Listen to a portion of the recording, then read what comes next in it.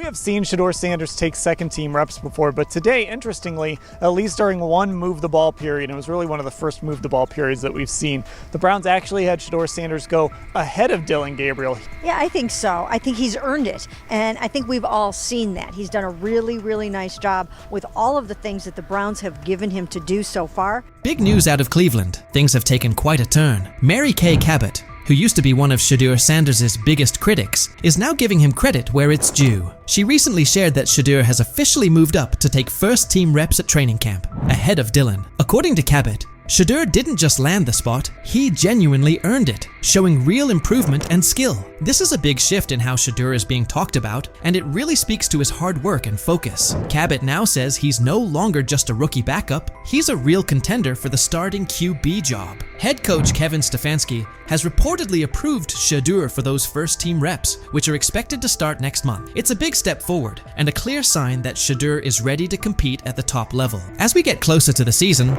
all eyes will be on Shedeur to see if he can lock in that starting role. But it wasn't always this way. Back during minicamp and OTAs, Cabot was one of his toughest critics. She constantly labeled him as a fourth-team quarterback and argued that he wasn't getting the reps he needed to show what he could do. For a while, she seemed like one of the only media figures not sold on his potential. While most of the coverage was backing Shedeur, Cabot stood firm in her doubts about whether he was truly ready. The way it played out yesterday is the way that I thought it would, is that Shedeur right now is the fourth-team quarterback. He did not take any team reps yesterday.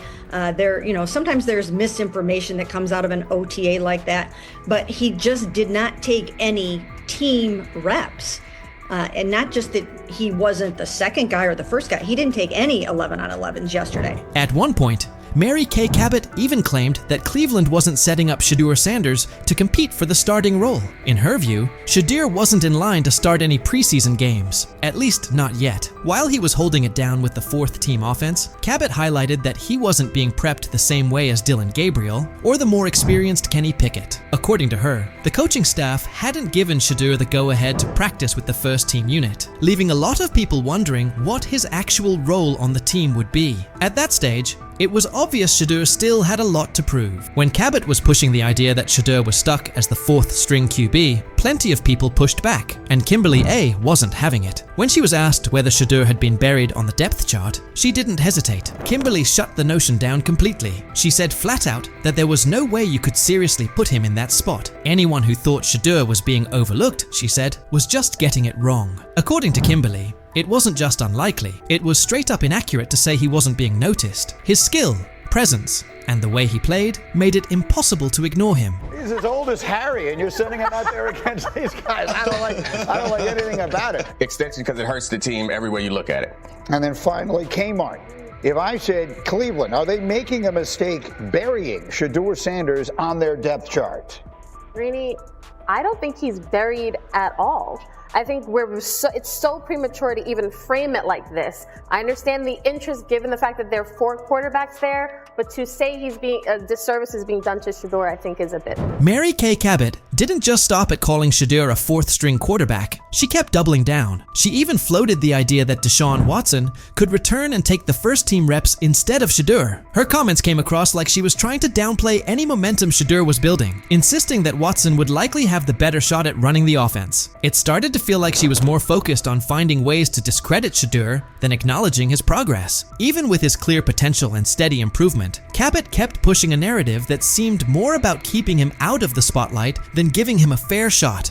People kind of went crazy over something I wrote last week, that Deshaun's going to have a chance to come in and compete. I didn't say Deshaun was going to come in and be the starting quarterback, that it will be someone else. I don't know if it will be a rookie that they bring in. I don't know if it will be someone that is on someone's roster right now that they're going to try to trade for. Mary Kay Cabot didn't hold back when talking about Shadur Sanders after his ticketing incident. She openly questioned whether he had what it takes to be a true quarterback, calling the situation a serious red flag. Cabot didn't just mention the speeding. She pointed out that Shedeur was going a shocking 40 miles over the limit. She even claimed he was racing another driver who was clocked at 92 miles per hour, describing the whole thing as reckless and dangerous. Her coverage left no room for interpretation. "This isn't what you want from your quarterback," she said, framing the incident as more than just a traffic mistake. It was, in her view, a sign of deeper concerns about his maturity and leadership. But Shedeur's fans weren't having it. The backlash came quickly and loudly. As the criticism piled up,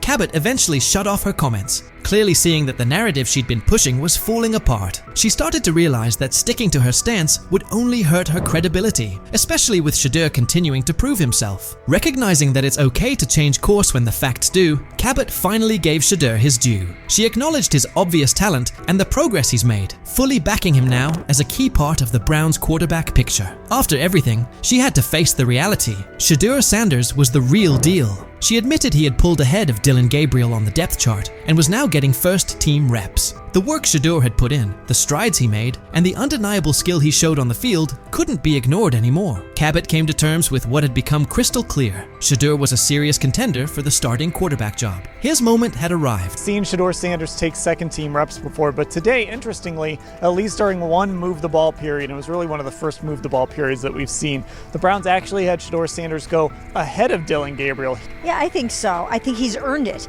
and I think we've all seen that. He's done a really, really nice job with all of the things that the Browns have given him. Mary Kay Cabot even went so far as to say that Shadur Sanders had left a strong impression every time he spoke to the media. She pointed out how his poise and maturity during interviews only added to his rising reputation, stressing that the Browns were taking everything into account. According to her, Shedeur seemed to stand out above every other quarterback on the roster. It was becoming more and more obvious that his progress wasn't limited to just what he was doing on the field. He was also stepping up as a leader off of it. Her change in tone showed just how hard it was to ignore Shadeur's impact and the potential he was starting to reveal in every part of the game. Shadur Sanders has now shown, without question, that his skill and drive are the real deal. Even Cabot, once one of his harshest critics, has come around. His development as a player, his ability to exceed expectations, and the way he carries himself in front of the media have all helped shift the conversation. He started out being dismissed as a fourth-string quarterback, but Shedeur kept pushing, eventually moving ahead of names like Gabriel. Through strong showings during minicamps, OTAS,